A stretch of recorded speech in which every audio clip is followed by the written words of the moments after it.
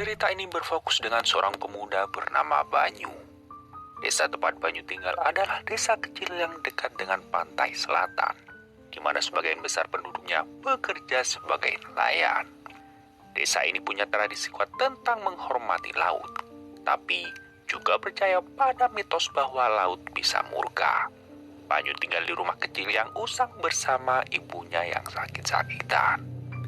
Ayahnya, seorang nelayan pemberani, sudah hilang bertahun-tahun lalu saat badai menghantam laut. Sejak saat itu, keluarga Banyu sering dijauhi karena dianggap membawa sial. Anak-anak di desa sering mengejek Banyu dengan sebutan seperti anak pembawa badai atau anak kutukan. Mereka percaya bahwa kehadiran Banyu bisa membuat sesuatu yang buruk terjadi, karena setiap kali dia berada di pantai, ombak selalu terlihat lebih besar dari biasanya. Bahkan orang dewasa di desa ikut menjaga jarak. Saat Banyu mencoba membantu di pelabuhan, mereka menolaknya dengan alasan takut mencuri keberuntungan. Satu-satunya orang yang menyayangi Banyu tanpa syarat adalah ibunya. Meski sakit-sakitan, sang ibu selalu berusaha memberikan nasihat bijak. Misalnya, saat Banyu merasa sedih, ibunya berkata, "Hati laut itu luas, Banyu. Kalau kau sabar, suatu hari laut akan membalas semua kesedihanmu dengan kebahagiaan." Meskipun takut pada laut karena hilangnya ayahnya, Banyu merasa laut seperti memanggilnya. Dia sering duduk di tepi pantai mendengarkan deburan ombak dan merasa ada sesuatu yang menunggunya di sana. Dia juga punya mimpi aneh tentang seorang wanita berjubah hijau berdiri di atas air, memandangnya dengan mata tajam. Setiap kali mimpi itu datang, ia terbangun dengan rasa campur aduk antara takut dan penasaran. Suatu hari ada kejadian besar di desa. Badai besar menghancurkan banyak perahu nelayan, dan beberapa penduduk menyalahkan keberadaan Banyu. Mereka mendesak kepala desa untuk mengusirnya. Merasa sangat sedih dan tak punya tempat lagi di desanya, Banyu memutuskan pergi ke lautan sendirian dengan membawa perahu kecil. Dia berharap menemukan ketenangan, atau setidaknya membuktikan pada dirinya sendiri bahwa dia bukan pembawa sial. Saat Banyu sedang duduk di perahu kecilnya, memegang pancing dengan sabar, suasana laut tiba-tiba berubah. Angin bertiup pelan, tapi perlahan berubah menjadi lebih kencang. Langit yang tadinya biru cerah mulai dipenuhi awan hitam pekat yang bergerak cepat seperti ingin menelan seluruh cakrawala. Banyu merasakan perahunya mulai bergoyang. Yang melihat di sekelilingnya hanya ada lautan luas tanpa ujung. Tidak ada satupun kapal atau nelayan lain yang terlihat. Di tengah suasana yang semakin mencekam, Banyu mendengar suara samar seperti bisikan. Suara itu terdengar seperti berasal dari bawah laut. "Pulanglah, nak.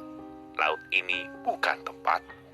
Suara itu terdengar seperti peringatan, tapi Banyu tidak bisa memastikan dari mana asalnya. Dia merasa tubuhnya mulai merinding. Meskipun takut, Banyu mencoba tetap tenang. Ia berpikir mungkin ini hanya halusinasi karena kesepian. Tapi tiba-tiba suara itu berubah menjadi tawa yang menyeramkan, menggema di tengah suara angin kencang. Hujan deras tiba-tiba turun, disertai kilatan petir yang membelah langit. Angin tertiup sangat kencang hingga membuat layar kecil perahunya robek. Ombak mulai meninggi, menghantam perahu kecil Banyu berkali-kali. Air masuk ke dalam perahu membuatnya panik dan mencoba mengeluarkannya dengan tangannya sendiri.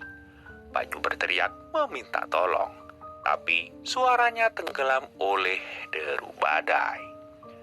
Sebuah ombak besar datang menghantam sisi perahu, membuat Banyu hampir terjatuh. Dia memegang erat tepian perahu sambil berusaha menjaga keseimbangan. Dalam keputusasaan, Banyu melihat seekor burung camar terbang melawan badai. Burung itu tampak berjuang keras untuk bertahan hidup, dan ini memberinya sedikit semangat untuk terus melawan. Namun, ombak semakin ganas. Perahu kecilnya mulai retak dan kehilangan kendali.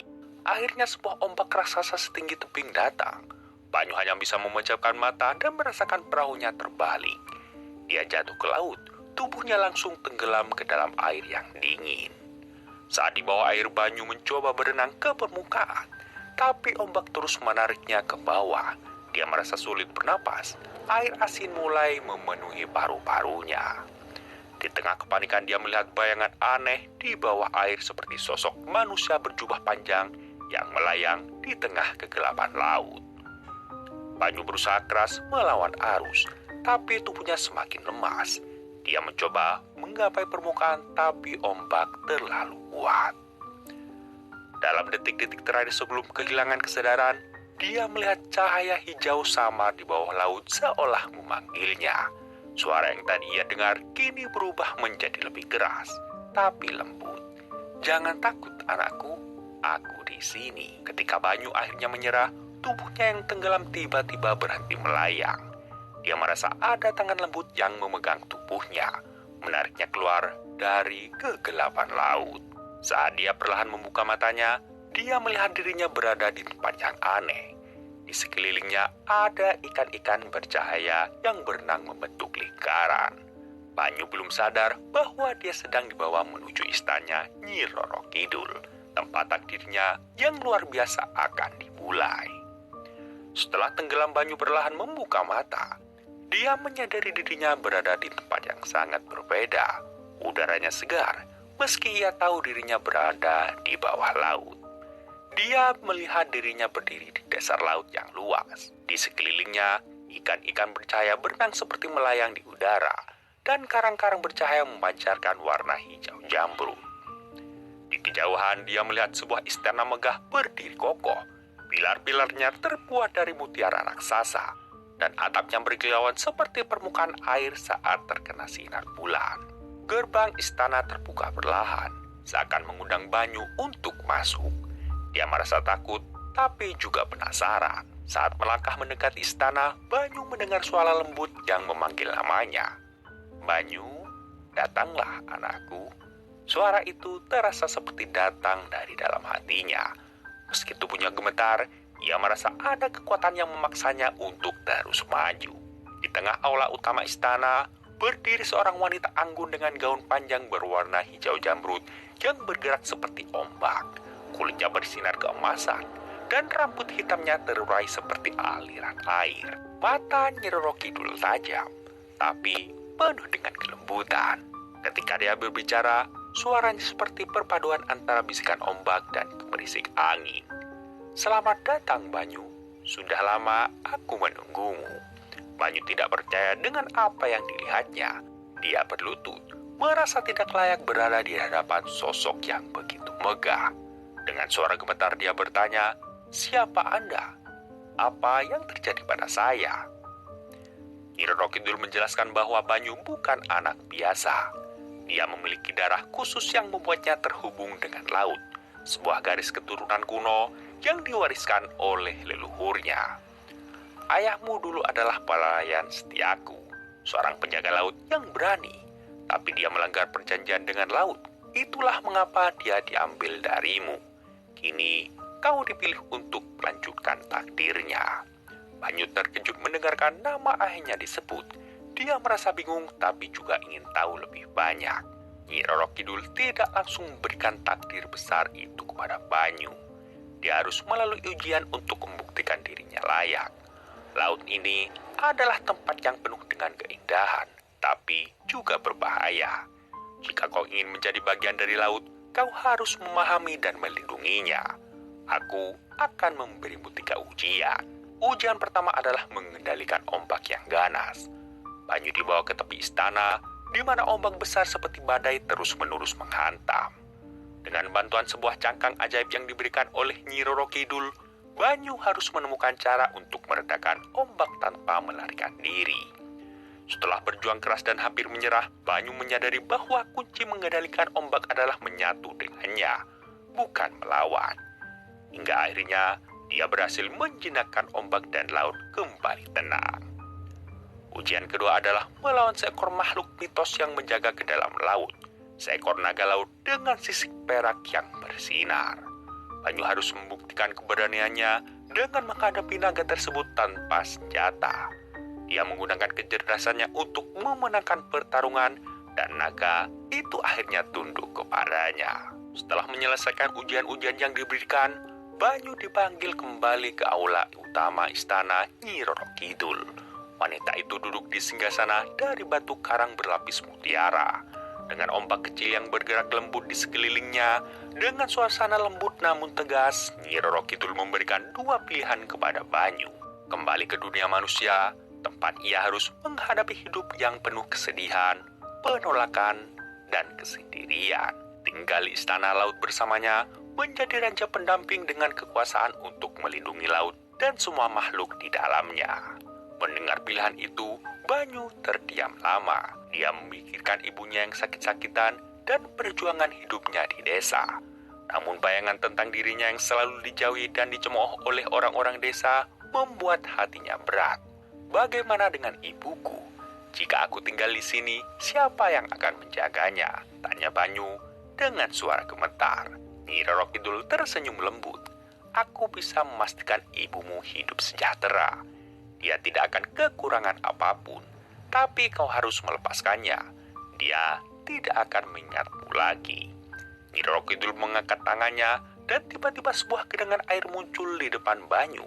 Air itu memberikan kilauan, lalu berubah menjadi sebuah layar yang memperlihatkan gambaran masa depan Banyu jika dia kembali ke dunia manusia. Banyu terlihat berjalan sendiri di desa. Orang-orang masih menghindarinya. Anak-anak mengejeknya dan tidak ada yang mau berbicara dengannya. Ibunya yang sudah tua terbaring lemah di tempat tidur. Tidak ada yang merawatnya kecuali Banyu. Tapi dia sendiri tidak mampu mencukupi kebutuhan mereka. Dan gambaran yang terakhir, Banyu berdiri di tepi laut, menatap Cakrawala dengan air mata di wajahnya. Merasa hidupnya tidak pernah berubah. Inilah hidupmu jika kau memilih kembali, Banyu, kata Nyi Roro Kidul dengan nada penuh belas kasih. Apakah kau ingin terus hidup seperti ini? Nyi Roro Kidul kemudian melambaikan tangannya lagi, dan genangan air berubah menjadi gambaran istana laut. Gambaran pertama, Banyu duduk di singgasana bersama Nyi Roro Kidul, mengenakan mahkota yang berkilauan. Semua makhluk tunduk hormat kepada Banyu. Dan gambaran kedua, laut yang tenang dan damai, dengan Banyu memimpin sebagai penjaga yang melindungi keseimbangan alam. Dan gambaran yang ketiga, Ibu Banyu hidup bahagia di desa. Rumahnya menjadi lebih besar, dia terlihat sehat dan tersenyum bahagia. Ini bukan hanya tentang kau, Banyu, lanjut Nyi Roro Kidul. Ini tentang semua orang yang kau sayangi dan laut yang membutuhkanmu. Dengan memilihku, kau tidak hanya menyelamatkan dirimu sendiri, tapi juga dunia yang lebih besar. Banyu merasa jiwanya terbelah dua. Di satu sisi, dia ingin kembali ke dunia manusia untuk merawat ibunya. Tapi di sisi lain, gambaran masa depan suram yang ditunjukkan oleh Nyi Roro Kidul terus menghantuinya. Dia bertanya dengan suara putus asa, "Kenapa aku? Kenapa takdir ini harus jatuh kepadaku?" Nyi Roro Kidul mendekat, menempatkan tangannya di bahu Banyu. "Kau memiliki hati yang besar, Banyu. Hanya mereka yang mampu merasakan kesedihan terdalam yang bisa membawa kedamaian bagi orang lain. Itulah mengapa aku memilihmu." Setelah pergulatan panjang, Banyu akhirnya membuat keputusan. Dengan air mata di matanya, dia berkata, "Jika ini bisa membuat ibuku bahagia dan melindungi laut, aku rela tinggal di sini. Tapi aku punya satu permintaan." Nyi Roro Kidul mengangguk. "Katakan, Banyu, apa yang kau inginkan? Tolong jaga ibuku. Pastikan dia tidak pernah kesepian atau menderita." Dengan senyuman penuh kehangatan, Nyi Roro Kidul menjawab, "Itu sudah pasti menjadi janjiku. Kau tidak akan pernah menyesali keputusanmu." Nyi Roro Kidul memimpin sebuah acara besar untuk mengangkat Banyu sebagai raja pendamping. Istana laut berubah menjadi lebih megah dari sebelumnya. Dipenuhi dengan makhluk-makhluk laut yang bersorak menyambut raja baru mereka. Sebuah mahkota dari karang zambur diletakkan di kepala Banyu, dan jubah hijau panjang yang melambangkan kekuasaan laut disematkan di bahunya. Di dalam hati, Banyu merasakan kesedihan karena harus meninggalkan ibunya. Tapi dia juga merasa bahwa ini adalah takdir besar yang harus dia jalani.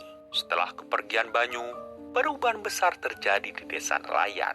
Laut yang dulunya sering membawa badai kini menjadi tenang, seolah-olah dijaga oleh kekuatan yang tak terlihat.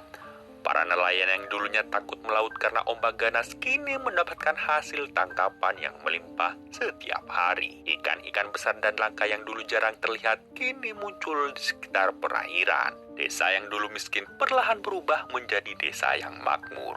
Rumah-rumah penduduk direnovasi, pasar menjadi ramai, dan anak-anak desa tumbuh dengan senyum di wajah mereka. Ibu Banyu yang dulunya sakit-sakitan tiba-tiba sembuh tanpa alasan yang jelas. Tubuhnya kembali segar, dan senyumannya yang lama menghilang mulai menghiasi wajahnya lagi. Dia merasa ada kehadiran Banyu di sekitarnya meski dia tidak tahu di mana anaknya berada. Setiap malam, dia menyalakan lampu di depan rumahnya dan berkata dalam hati, "Jika kau mendengarku, Ibu selalu mendoakanmu."